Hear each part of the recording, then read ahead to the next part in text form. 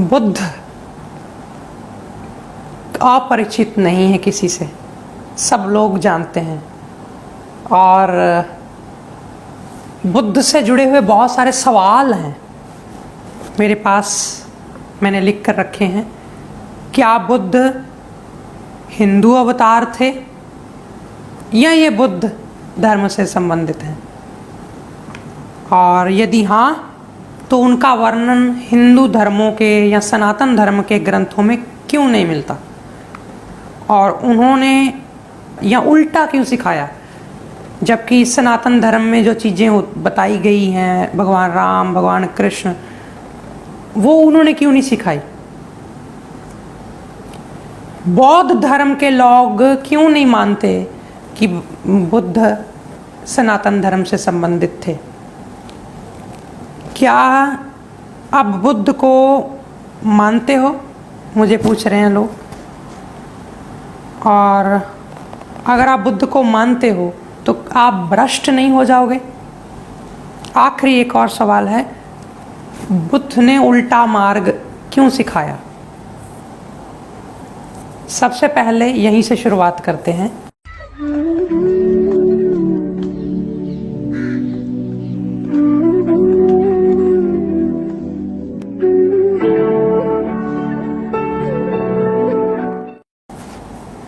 बुद्ध ने उल्टा मार्ग नहीं सिखाया। बुद्ध ने देखा कि बहुत सारे लोग ऐसे हैं जो कभी धार्मिक नहीं हो सकते, जो कभी बहुत बड़े बड़ी नियमों को फॉलो नहीं कर सकते, जो कभी श्रद्धा, निष्ठा और भक्ति इस तरह की बातें सुन नहीं सकते। आपका भी अनुभव होगा कि जरा से कोई प्रवचन कथा शुरू हुई, कुछ लोग वहाँ से उठ के निकल जाते हैं। मुझे कमेंट्स में बोल दिया एक व्यक्ति ने, कई लोगों ने, शायद मैंने पढ़ा था फेसबुक पे, कि आप राजनीति की बात करते हो वहाँ भगवान को ले आते हो, आप आयुर्वेद की बात करते हो वहाँ भगवान को ले आते हो, कि भगवान करता है सब कुछ। क्या हर जगह भगवान को लाना जरूरी है? मैंने तो उसको जवाब नहीं दिया, मैंने हंस के बस टाल दी बात। लेकिन आप देखिए, यहाँ पे वो भगवान की बात भी नहीं सुन पा रहे हैं। ये अपना अपना एक दिमाग का दायरा हो जाता है। इसलिए बुद्ध समझ चुके थे, इसलिए बुद्ध ने एक नया प्रयोग किया, बुद्ध ने एक नया एक्सपेरिमेंट किया। बुद्ध ने एट लीस्ट जो मिनिमम किया जाना चाहिए वो बता दिया, ताकि वो लोग भी जुड़ जाएं जो लोग कभी, जिनका चांस ही नहीं है कि ये कुछ इस लाइन में कुछ इस तरह की कल्चर को फॉलो करेंगे, जिनका श्योर है, फॉर श्योर है। और अगर वो नहीं जुड़ते बुद्ध से तो फिर वो बुद्धू बने में रहेंगे, फिर वो और ज़्यादा उपद्रव करेंगे दुनिया में, और लोगों की काम में टांग अड़ाएंगे। इसलिए वो भी व्यस्त रहें, वो भी खुश रहें, और उनको भी अपनी जिस तरह की, क्योंकि सबकी मंजिल एक है और रास्ते अलग अलग है, ढंग अलग अलग है, तरीके अलग अलग है, तो क्या फर्क पड़ता है? कई कई सनातन धर्म के ग्रंथों में, या आप संतों के मुंह से सुनते हैं कि भगवान बुद्ध जो हैं, या तथागत जो भी हैं, ये सनातन धर्म में ही भगवान विष्णु के अवतार हैं। क्या ये सही है? बिल्कुल सही है। भगवान बुद्ध जो हैं, ये भगवान विष्णु के जो 24 अवतार हुए हैं, उन्हीं में से 9वें अवतार हैं। मुख्य अवतारों में 9वें अवतार हैं, भगवान राम कृष्ण के बाद ही हुए हैं। ना तो बौद्ध धर्म के लोग ये मानते हैं, और ना ही जो हिंदू धर्म को, सनातन धर्म को, कल्चर को डीपली समझते हैं, वो ये मानते हैं। क्यों? बौद्ध धर्म वाले कहते हैं नहीं जी, हमारे किसी धर्म ग्रंथ में नहीं लिखा हुआ कि भगवान बुद्ध जो हमारे थे वो हिंदू धर्म के भी जो हैं, ये भगवान विष्णु के अवतार थे। नहीं जी, हम नहीं मानते। अब यहाँ पर मेरा अपना ओपिनियन ये है कि उनके धर्म में कैसे लिखा होगा। उनके धर्म के, जो बुद्ध धर्म के ग्रंथ सारे लिखे हैं, वो बाद में लिखे गए हैं उनके शिष्यों के द्वारा, तो वो कैसे लिख देंगे ये चीज? सबसे बड़ी बात।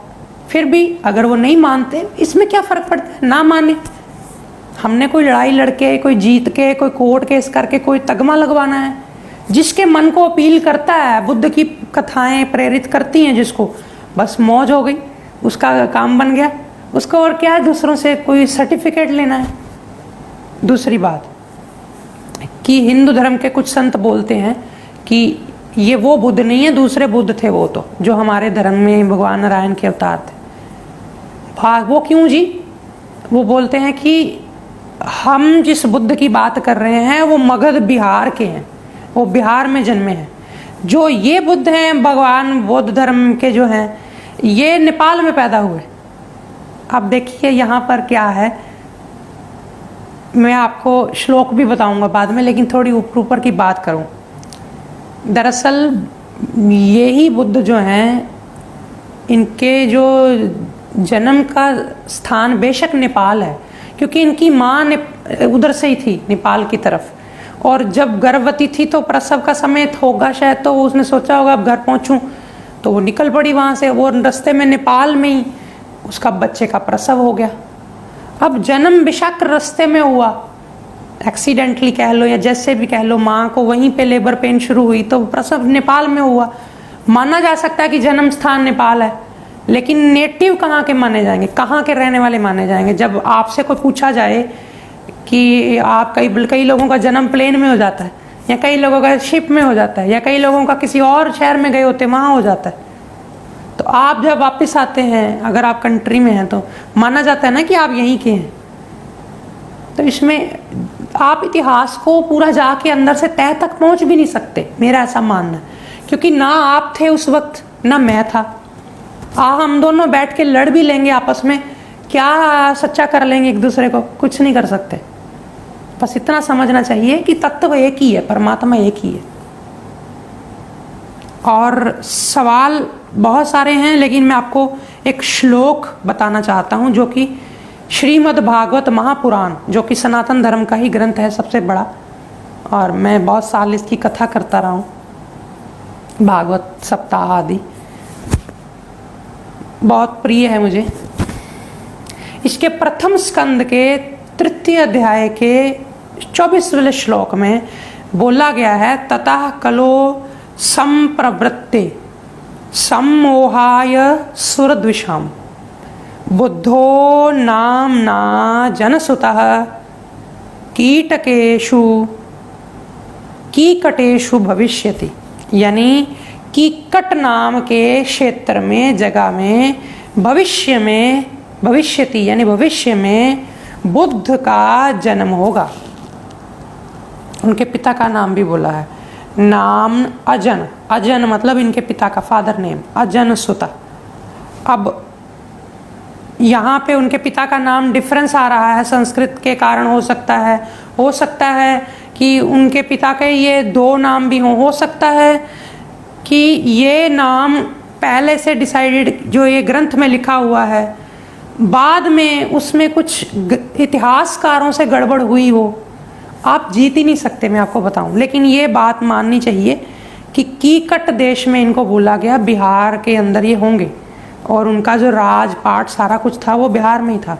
यहाँ लिखा है कि ततः कलो संप्रवृत्ते सम्मोहाय सुरद्विषाम, यानी इनका जन्म सुरद्विषाम, जो बिल्कुल उल्टी ऑपोजिट बातें करते हैं, बिल्कुल सही रास्ते पर नहीं चलते हैं, जिनको पसंद ही नहीं है ये धर्म कर्म की बातें करना सुनना, ये उन लोगों को पकड़ेंगे आके, उनको सम्मोह करेंगे, उनको यानी उन उल्टा रास्ता, यानी सम्मोहाय, सम्मोहित करना किसी को, उनको ये अट्रैक्ट करेंगे। ये इनका थीम था, और ये इन्होंने उन्हीं पे काम किया। इन्होंने उनको नहीं पकड़ा जो ऑलरेडी कर रहे हैं, करो जो आप कर रहे हो, क्योंकि जो पहले ही जुड़ गया सनातन धर्म के संस्कृति से, या जो भी है, या जिसको जो पसंद है। मैं नहीं कहता कि दूसरे धर्म को तोड़ने का काम किया इन्होंने, नहीं, इन्होंने उनको पकड़ा जो बिल्कुल किसी धर्म को नहीं मानते, ये है। और इसमें लिखा है कि ये कलयुग में होंगे, बिल्कुल कलयुग में हुए। ये अगर आप खोलने पे जाएंगे, हो सकता है प्रमाण मिले, हो सकता है ना मिले, हो सकता है कि आप और हम लोग सिर्फ उलझ कर रह जाएं बातों में, और फिर असली चीज़ से चूक जाएं। तो ये चीज़ें ना लेकर के हमें थोड़ा आगे सोचना चाहिए। आगे कैसे सोचना चाहिए? भगवान श्री कृष्ण ने गीता में भी एक उदाहरण दी कि उन्होंने अध्याय नंबर 4 श्लोक नंबर 8 में बोला है, परित्राणाय साधूनाम विनाशाय च दुष्कृताम धर्म संस्थापनार्थाय संभवामि युगे युगे। यानी मैं युग युग में आता रहूँगा धर्म की स्थापना करने के लिए, और जो लोग अधर्म पे चल रहे हैं उनको भी ठीक करने के लिए, साधुओं की रक्षा के लिए, दुष्टों के विनाश के लिए।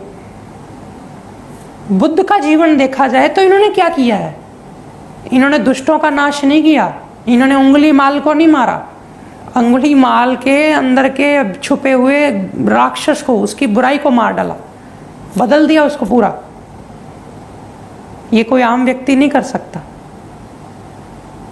इनके जीवन की ऐसी कई कथाएं हैं, मुझे प्रेरित करती हैं। आप सुनेंगे आपको प्रेरित करेंगी, तो इसलिए आपको इस चीज में नहीं पड़ना चाहिए। और हिंदू धर्म के ग्रंथों में क्यों नहीं ज़्यादा प्रमाण मिलते इनके? क्योंकि यहाँ पे लिखा हुआ है कि साफ लिखा है कि इनका जन्म भविष्य में होगा। जिस समय इनका जन्म हुआ उस समय कोई ग्रंथ लिखने वाले खास लोग हिंदू सनातन धर्म में नहीं बचे, मैं आपको बता दूं। उस वक्त सिर्फ बस ऐसे ही है, समझ जाओ। इसलिए कौन ग्रंथ लिखेगा इनके ऊपर? जो ग्रंथ लिखे गए इनके शिष्यों के द्वारा, फिर उन्होंने कहा भी ये तो हमारा है, हम इसको बौद्ध धर्म मानते हैं, हम इसको बौद्ध धर्म मानेंगे, हम ऐसे ही करेंगे। ठीक है, मानो, अच्छी बात है, करना चाहिए जो जिसको अच्छा लगे। और मैं बौद्धत्व को मानता हूँ कि नहीं मानता? मैं बुद्धत्व को मानता हूँ, मैं सबसे बड़ी बात बोल रहा हूँ आपको। और बुद्धत्व जिसको उपलब्ध हुआ सब प्रणाम योग्य हैं। गुरु नानक से लेकर के कबीर जी से लेकर के आप सबको पढ़कर देखिए। ऊपर ऊपर से लग सकता है कि ये डिफरेंट, अपनी अपनी डफली, अपना अपना राग बोल रहे हैं। कई लोग ऐसा मुझे कहते हैं, मैं नहीं कह रहा ये शब्द। कई बार लोग मुझे नीचे कमेंट्स करते हैं, आप शब्द बड़े उल्टे बोलते हैं, लोग आके ऐसा बोलते हैं। लेकिन अगर गहराई में उतरेंगे ना, आपको पानी एक ही महसूस होगा कि ये तो एक ही झरना है जो बह रहा है। इसलिए आप गहराई में थोड़ा उतरना शुरू करें। इसलिए आप फिर मुझे ये सवाल नहीं पूछेंगे कि आप बुद्ध को मानते हैं कि नहीं मानते हैं। और आप भ्रष्ट नहीं हो जाओगे अगर आप बुद्ध धर्म को मानोगे। ये सवाल काफ़ी बचकाना है, मुझे पूछा गया, इसलिए मैं नाम नहीं लूँगा आज के कार्यक्रम में किसने मुझे क्या पूछा, लेकिन ये काफ़ी बचकाना सवाल है कि मैं भ्रष्ट हो जाऊँगा कि नहीं। और कई संत लोग भी मुझसे प्यार से आके बोलते हैं कि आप क्या आप बोलते रहते हो, आप बुद्ध की पीछे मूर्ति लगा लेते हो, आपको नहीं पता कि हम नहीं इनको ज़्यादा मानते। मैंने कहा भाई आप ऐसी बात कैसे बोल सकते हो? बोले नहीं, वो आपको नहीं पता कि ये वो दूसरे हैं, ये वो दूसरे हैं। मैं कहा आपको पता है कि मैंने कौन से वाले दूसरे वाले की लगाई है कि पहले वाले की लगाई है? आपको पता है? कहते नहीं ये तो नहीं पता। मैंने कहा फिर आप ऐसे डिसीजन कैसे ले सकते हैं कि जब आपको पता ही नहीं कि मैंने कौन से वाले बुद्ध की लगाई है, आप कैसे कह सकते हैं कि ये तो दूसरे वाले हैं? मतलब जिस चीज़ को आपने और हमने देखा नहीं, हम सिर्फ उनकी कथाएं पढ़ते हैं, सुनते हैं, प्रेरित होते हैं, हम उसको या तो अपने धर्म से, अपने कल्चर से जोड़ लेते हैं, या फिर हम उसको अपने से तोड़ के देखते हैं। हम निष्पक्ष क्यों नहीं रह पाते? मैं आप सबसे पूछना चाहता हूँ। जहाँ सिखाया गया कि जात न पूछो संत की, पूछ लीजिए ज्ञान। आप किसी संत साधु की, किसी अवतार की, किसी भी वो धर्म से, मत से, पंथ से हो, आप उसका ज्ञान पूछ लो, उसकी कुछ लेसन ले लो। ना पूछो कि वो क्या है, कहाँ से आया है, कौन उसके गोत्र हैं, कुल हैं, क्योंकि जो गोत्र इनका बताया गया है बौद्ध धर्म में भी और सनातन धर्म में भी वो सेम बताया गया है। इसलिए थोड़ा ये चीज़ समझनी चाहिए सबको कि मेरी नज़र में तो वही है सब, परमात्मा एक है। आपकी नज़र में क्या है बुद्ध, आप जानो।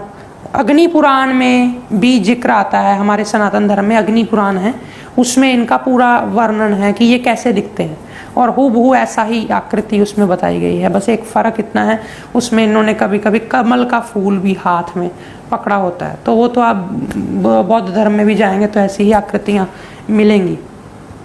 और कल की पुराण में भी वर्णन आता है इनका एक आध जगह, ये है। तो मैंने आप सब लोगों के सवाल लिए और बुद्ध के ऊपर चर्चा करी। जानता हूँ कि ये बहुत ज़्यादा प्रेरक, बहुत ज़्यादा एक आध्यात्मिक ऊर्जा वाला कार्यक्रम नहीं था, लेकिन फिर भी जो लोगों के मन में भ्रम और भ्रांतियाँ हैं, लोग यहाँ राह जाते जो थोड़ा बहुत अध्यात्म में रुचि रखते हैं, उनसे सवाल कर लेते हैं। अब जो लोग मेरे से जुड़े हुए हैं, नीचे पीछे बुद्ध की मूर्ति देख लेते हैं, वो पूछ लेते हैं उनको, भाई आपके गुरुजी वो बुद्ध की मूर्ति पीछे क्यों लगाते हैं, वो पतंजलि की क्यों नहीं लगाते? भाई आप इसमें पतंजलि का दर्शन कर लो, इसमें क्या बुरा है?